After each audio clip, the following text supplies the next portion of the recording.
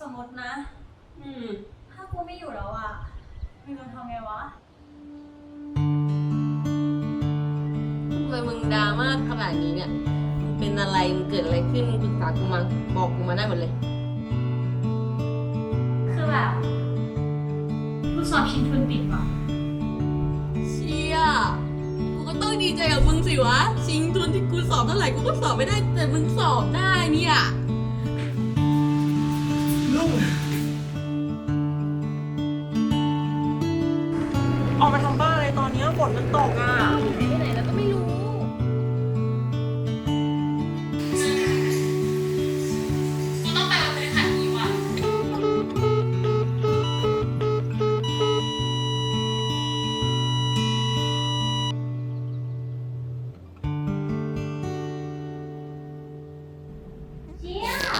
อย่ามึงเชี่ยตอนนี้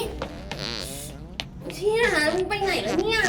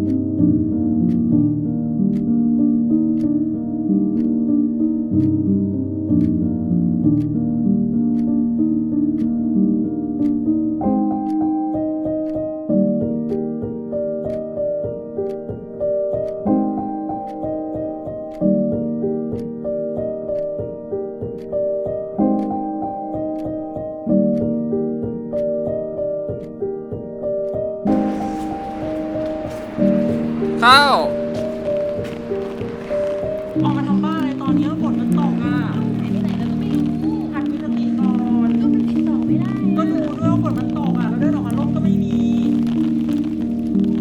ครับ